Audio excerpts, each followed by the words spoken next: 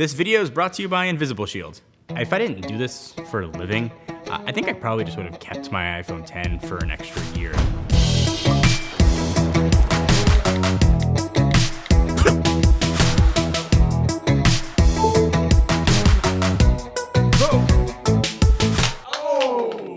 Invites are out for the next generation iPhone event, and we wait for that to come and the next generation of iPhones to get into our hands and pockets. It's a perfect time to look back at the last generation of phones, the iPhone XS and the iPhone XS Max that I've been using for the better part of a year.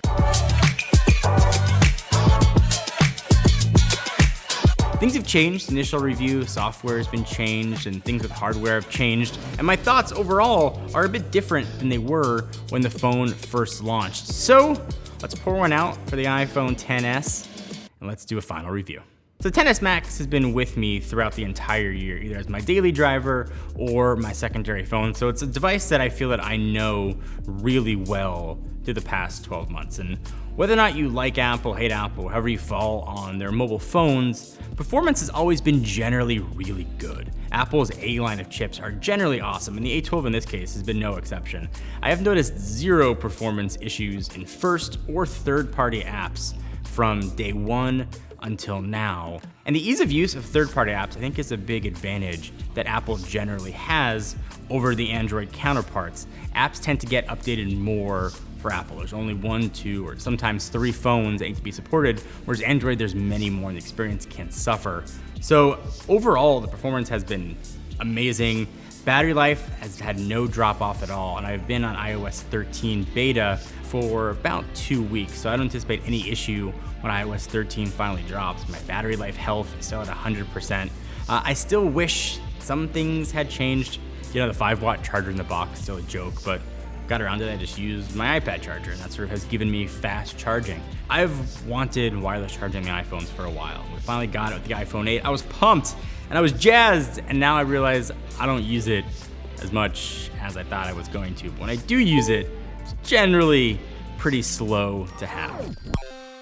I'm still a huge proponent and fan of Face ID. That's my preferred way for unlocking, for sort of accessing apps that sort of need that authentication. I really like Face ID. I still wish it was faster. I'm generally though like 95% accuracy that it'll work. Either I have sunglasses on, I even grew a beard when I set up the first phone, and Face ID had no problem recognizing my furry face versus my shaved face without having to sort of redo the whole setup process again. So that was awesome to see. Still don't like the notch. I know some people have feelings on it one way or another. I like that I still have the pixel options on either side, but I still wish I could turn it off if I chose to and had the option to do that. And that sort of has been what Apple's about. They don't really give you that option. They kind of tell you how they want you to use your phones and either get on board or you go to Android. So I'm optimistic and hopeful the notch is gonna start shrinking from generation to generation and eventually go away. But in all fairness, I completely got used to it. I got used to it really quickly with the iPhone 10, and since then I haven't really noticed it. It doesn't impair my ability to watch videos or play games. It's just kind of there, and I don't really pay much attention to it. Some annoyances with the phone. I've done a lot of traveling this past year, and I've streamlined what I travel with. Usually it's day trips. I try to just carry a backpack. Having to carry extra cables and battery packs that use Lightning has been a little bit annoying. So I like to just have one cable. I travel with a MacBook Pro, an iPad, and an iPhone. So just being able to bring a single USB Type-C cable would be really nice. Hopefully that's coming in a generation or two, but Lightning is starting to look like 30-pin did before it got replaced, like a dying IO in desperate need of a refresh. So I opted for the 256 variants, and I have used like 30% of it. I still wish there was 128 as a starting option. I would have happily gone for 128 gigs. 64 is just not big enough. I imagine that's why Apple offers it. People are like, oh, it's not big enough. I should spend the extra money for 256. Storage, I've actually been shocked how little I've used and how reliant I've become on cloud storage. So if you're looking for your next gen phone and thinking maybe 64 might be enough for you, chances are it might be. I'm hopeful that Apple's gonna debut a 128, whatever, iPhone 11 or iPhone 11 Pro, whatever they decide to call the next gen phone, and sort of make that decision null and void. But check how much storage you're actually using, because the number might surprise you. So about a couple days into using the iPhone XS Max, I noticed something weird, probably out of the box. One of the screws on the bottom, the one that was to the left flanking the lightning port, was actually unscrewed a little bit, and it wasn't flush on the bottom, and I rubbed my finger over it. And I don't recall dropping the phone, but I did have a pretty decent crack that showed up on the bottom of the device. And it could be user error, but with the case on it, I didn't expect to have a cracked screen. And to Apple's credit, I took it to them. I've got Apple Care Plus on it, and they did replace the phone, so that was nice, but it was something that was a little worrisome early on that turned out to not be anything to worry about build quality, sort of as I kept using it for a year. So dropping a phone sucks. It's happened to everybody, and I think most people know if you put a screen protector on your phone, you generally have a less chance of cracking that screen. It's also super expensive to fit, but the folks at Invisible Shield sort of take that protection to like 11. It does a lot more than just that. So the Invisible Shield is going to give you antibacterial protection, which is something you probably don't think about, but it's really important. You got something that close to your head. If you don't know about blue light, as somebody who's got really serious insomnia, blue light can mess with your circadian rhythms. It can make you not sleep as well, and adults are generally staring at their phones for upwards of 9 hours. And some phones can sort of change the blue light hue for you. This is going to take a lot of that blue light out, potentially help you sleep, and it's just better for your brain chemistry overall. So if you have an iPhone X, XS, or XS Max, and you want something that's going to sort of take your whole digital well-being into consideration, give this a shot. We'll link to it down below. If you want to get 20% off of order, just use the code JR20. Camera's a big one. I mean, people are buying phones just for the cameras. You look at a device like the Pixel, and that's a huge selling point. Amazing cameras. And sort of as I compare this flagship versus, Google's flagship on the Pixel side, people are in different camps. I still think the Pixel gives you the best processed photo that you're going to get of any mobile phone right now before the Pixel 4 or the next gen iPhone comes out. I do like the flexibility of having the telephoto on the XS and XS Max. I've used that quite a bit. I still think the iPhone, in every mode, the photos still look some version of good. Very rarely do you get bad pictures. I do wish it was better in low light. You see that's an area where the Pixel is absolutely amazing. And I asked Matt Gonzalez, sort of our resident iPhone expert, what he preferred. And he's used the Pixel quite a bit. He still prefers the iPhone camera, not necessarily for the quality of the picture that you get when you view it on your phone, because the iPhone tends to give you more data than you'll get with the processed Pixel photos. If you want to edit it later, or 3, 4, 5 years down the road, you want to sort of go back and look at those pictures and maybe make some tweaks, you'll have more data from the iPhone. But that's just one guy's opinion, and it's two guys' opinion if you count mine. Let's see what people on the street think about the iPhone XS cameras. I don't think anybody's gonna talk to us. Would you want to talk to some random dude? I think we'll be fine. I made you something to help out. Jake, you didn't color it all in.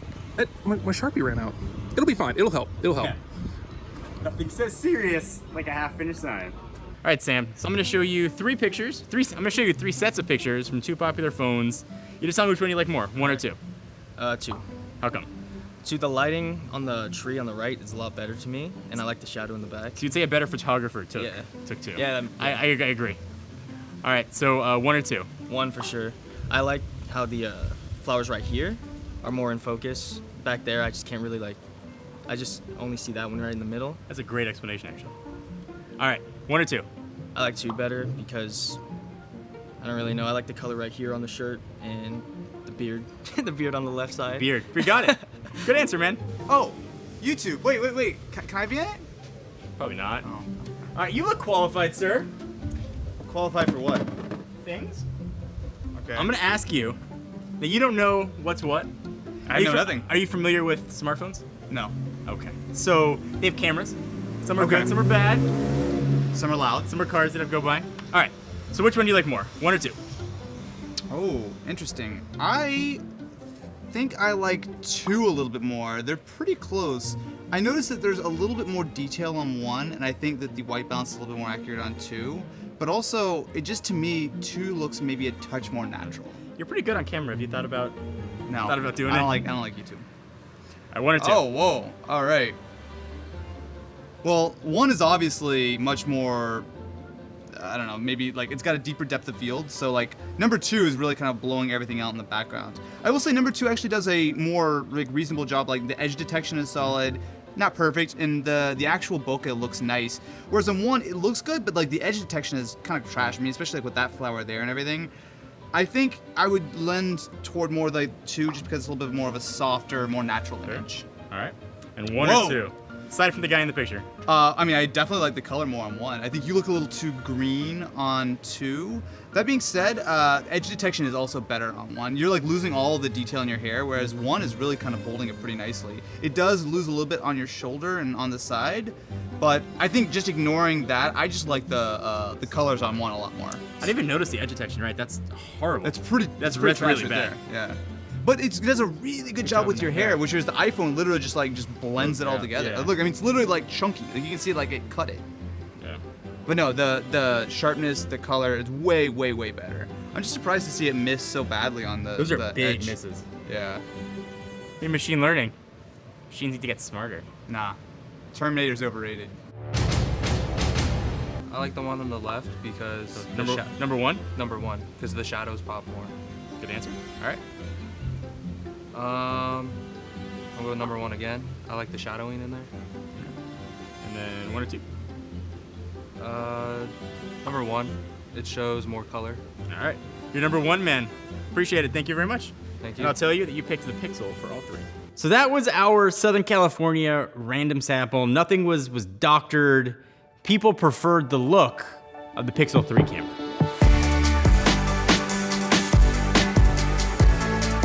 So obviously the XS and the XS Max, because it's the latest generation, is the peak of Apple's technology. But this has been a weird generation. People aren't jumping on board as quickly as maybe they have in previous years. Now, Apple's not revealing sales numbers anymore, but we do know that the XR has outsold the XS and is on its way to surpassing the sales of the XS Max. But I think it's no secret as a consumer that iPhone prices have been creeping upwards. You've got a 64 gig iPhone XS at about $1,000 and then $100 on top of that if you want to get an iPhone XS Max. That is really expensive and not something people want to spend every single year, year in and year out, especially since the 2-year contract model has generally gone away.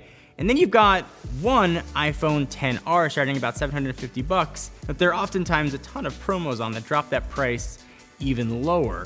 So it kind of begs the question, is Apple going the wrong direction? Should there be one high-end phone and 2 lower cost phones, as opposed to the model we've got now, where we've got the XS, the XS Max, and then just one lower cost XR? It seems like every phone is some version of good. And any current gen iPhone you buy is going to be some version of generally pretty good. So the delta between what you get for the R, what you get from the XS and the XS Max is not that big. And Apple made those changes relatively subtle. And sure, you can see a difference in the screens if you hold them next to each other. But how often are you gonna have 2 phones next to each other? If you're looking at what phone to get, the XR is generally the better option. In fact, when people ask me what iPhone they should get, I almost unanimously recommend the XR in pretty much every use case versus the XS and the XS Max. You've got the 5.8 and the 6.5, the flagship, but then you throw in the XR at 6.1 inch screens and it's still bigger. It's got the same processor, a little difference on the camera and screen tech. But for the most part, the same phone. It's hard to recommend the XS Max to everybody. And I get it, I'm kind of a sucker. I bought a XS Max, but if I didn't do this for a job, if I wasn't sort of asked to give my opinions and thoughts on sort of all the flagship iPhones, I either wouldn't have upgraded this year, or I think I would have just done a XR. So as I've reviewed tons of phones throughout the year, and I keep bringing this up, but it's an amazing time to be a phone buying consumer. Even the lowest cost phone you can get is almost on par with the flagship from 2 years ago. It is hard to find anything that's not some version of good. And you can pick what's best for you. And for me, I've tended to gravitate towards Apple. And I probably will go back to Apple with whatever phone they announce next, but it's choice. And you've got the options to pick the best phone for you. So as the XS and the XS Max time as being the Apple flagship is setting, and you decide what phone you want to get next, look at what's in your hand. Is it good enough for you right now? Is it worth spending the presumably $500 to $1,000 for the next flagship, or $1,000 plus if you want to get the next iPhone? It's a really good question to ask yourself. And in a lot of cases, I don't think it's going to be worth it.